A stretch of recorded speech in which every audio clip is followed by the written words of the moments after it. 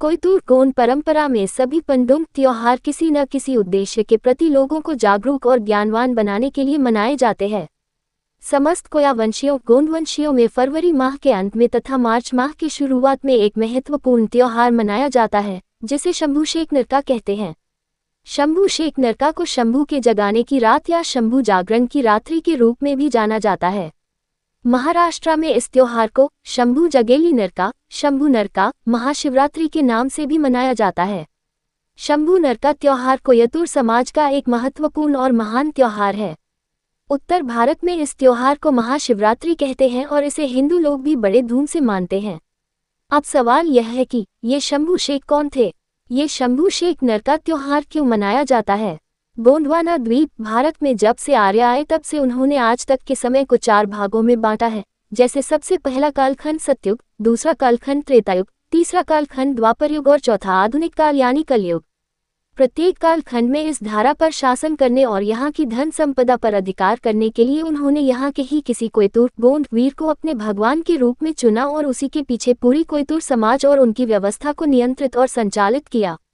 जैसे सतयुग में शंकर, त्रेता में राम और द्वापर में कृष्ण और अब कलयुग में आप स्वयं समझ सकते हैं। क्या कभी आपने ध्यान दिया कि शंकर, राम और कृष्ण सभी सांवले या काले क्यों थे?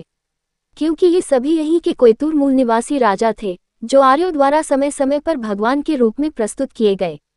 भारत में आर्यों के आने के ठीक पहले ऐसे ही एक राजा शंभू शेख थे, जो इस 5 खंड धरती के राजा थे। उनके पिता का नाम कुलित्रा था, जो कोयामुरी द्वीप के प्रमुख थे, और उनका शासन का सत्ता केंद्र सातपुड़ा पर्वत श्रृंखला पर स्थित पेनकमिली आधुनिक पचमढ़ी था। राजा कुलित्रा को एक अलौकिक संतान हुई जिसका नाम कोसोडूम रखा गया था। कोसोडूम ने अपनी विद्वता, शक्ति, योगबल और तपोबल से इस पंचखंड धरती का शासन संभाला और इस पंचखंड धरती का महाधिपति बना। कुलित्रा राजा की मृत्यु के उपरांत इस धरती के सभी गणजीवों ने कोसोडूम को अपना राजा चुना और उन्हें शंभू शेख की उपाधि से नवाजा। शंभू शेख ने मूल शूल सर्री त्रिशूल मार्ग का सिद्धांत दिया था, जिसका अनुपालन बाद के सभी शंभू शेखों ने किया था। आज भी उसी त्रिशूल मार्ग का प्रतीक त्रिशूल कोयतूर समाज के साथ साथ हिंदुओं में पूजा जाता है। कोया पुनमी व्यवस्था में इसी प्रकार से कुल 88 शंभू शेख हुए, जिन्होंने कोया पुनमी व्यवस्था का संचालन किया और हजारों वर्षों तक अपना शासन बनाए रखा। शंभू शेख को कोयतूर लोग शंभू माधव भी कहते हैं, जो इस पंचखंड धरती का मालिक होता था। आज इसी महान शंभू शेख राजा को हिंदू लोग भी महादेव के नाम से पूजते हैं। आज तक जितने भी शंभू शेख हुए हैं वो अपनी पत्नियों के साथ जोड़ियों के रूप में जाने जाते हैं, जैसे शंभू मूला प्रथम जोड़ी, शंभू गवरा मध्य जोड़ी और शंभू गिरजा अंतिम जोड़ी मानी जाती है। अंतिम जोड़ी को शंभू पार्वती के नाम से भी जाना जाता है। ये जोड़ी सतयुग के प्रारंभ में इस धरती पर थी, जब आर्यों का आगमन इस धरती पर हुआ था। इन शंभू राजा के रहते किसी भी बाहरी व्यक्ति का इस धरती पर आना संभव नहीं था। अगर किसी को भी इस धरती पर प्रवेश करना होता था या बसना होता था या अपने वंश का विस्तार करना होता था या मृत्यु के बाद दफनाना होता था, तो ये सब शंभू राजा के अनुमति के बाद ही संभव हो पाता था।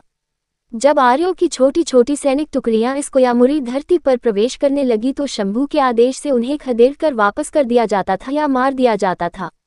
इससे आर्य परेशान हो गए और शंभू को वश में करने के लिए और उनकी राजसत्ता पर अधिकार करने के लिए कूटनीतिक और षड्यंत्र का सहारा लेने लगे। उन्हें अपने वश में करने के लिए उन्होंने आर्य राजा दक्ष की कन्या पार्वती को उनके पास भेजा, लेकिन पार्वती स्वयं उनके प्रभाव में आकर उन्हीं की भक्तिन बन गई और आर्यों का ये दांव उल्टा पड़ गया।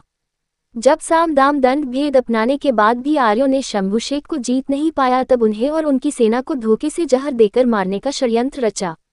लगातार युद्ध में हारते हुए निराश आर्यों ने सुलह का फैसला किया और एक सुलह प्रीतिभोज का आयोजन किया, जिसमें शंभू और उनकी सेना सहित प्रजा को भी निमंत्रण भेजा गया। तय संधि के अनुसार माघ की पूर्णिमा की दूधिया चांदनी रात में एक विशाल मैदान में शंभू शेख, कोया लेंगो, महान भूमकाओं, मुठवावों अपनी सेना और प्रजा के साथ भोजन के लिए पहुंचे थे। आर्यों की तरफ से और शंभू की तरफ से शांतिपूर्ण रहने और प्रकृति को नष्ट न करने की शर्त पर आर्यों से समझौता हुआ और उसके बाद प्रीतिभोज के लिए सभी आसन पर बैठे। सभी को भोजन परोसा गया, लेकिन शंभू को आर्यों द्वारा परोसे गए भोजन पर शक हुआ तो उन्होंने अपने सभी साथियों को भोजन करने से रोक दिया और बोले, पहले मैं भोजन करूंगा फिर मेरे सहयोगी भोजन खाएंगे। ये कहकर शंभू ने भोजन करना शुरू किया, लेकिन खाना खाते ही उनको उल्टियां होने लगी और शरीर नीला पड़ने लगा और जल्दी ही वे बेहोश हो गए। पूरे कोयतूर सेना और सलाहकार परिषद में हंगामा मच गया। अपने शंभू को बेहोशी की हालात में देखकर पूरी कोया सेना आर्यों पर टूट पड़ी और उन्हें बहुत बुरी तरह से खदेड़ कर भगाया। अपनी जान पर खेलकर शंभू शेख ने अपनी सेना, सलाहकार परिषद, सहयोगियों और प्रजा की जान बचाई थी और विषाक्त भोजन को खुद खाकर लोगों के सामने महान बन गए थे। शंभू की शारीरिक और मानसिक क्षमता के साथ साथ लोगों को उनके आध्यात्मिक बल पर भी पूरा भरोसा था और सबको पता था कि एक न एक दिन वे इस विष को पचाकर वापस होश में आ जाएंगे। इसलिए सभी लोग उनके शरीर को साफ स्थान पर रखकर रोज दिन रात उन्हें जागृत करने का प्रयास करते रहे। पूर्णिमा के दिन शंभू को पुनः जीवन दान देने और होश में लाने के लिए कोयतुर भूमिका और कोया लिंगों की सलाह पर सयमुथोली गोंगों का आयोजन किया गया। सयमुथोली गोंगों यानी 5 मूठों या 5 तत्वों की पूजा का आयोजन। कोयतुर व्यवस्था में 5 तत्वों को फरापेन कहते हैं, जिनसे जीवन का निर्माण होता है।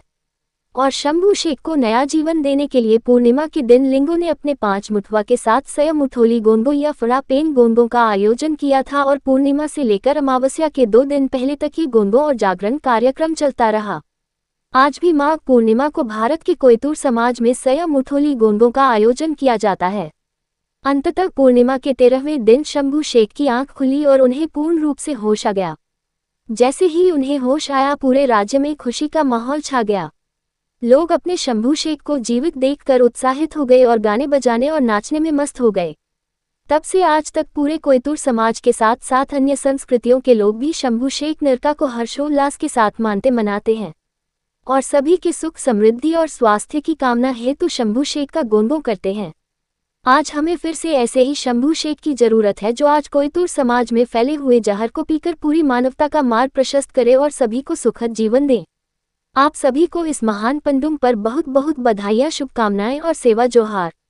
इस तरह की और रोचक जानकारी पाने के लिए हमारे YouTube चैनल को सब्सक्राइब करें, लाइक करें और ज़्यादा से ज़्यादा वीडियो को शेयर करें। जय सेवा, जय जोहार।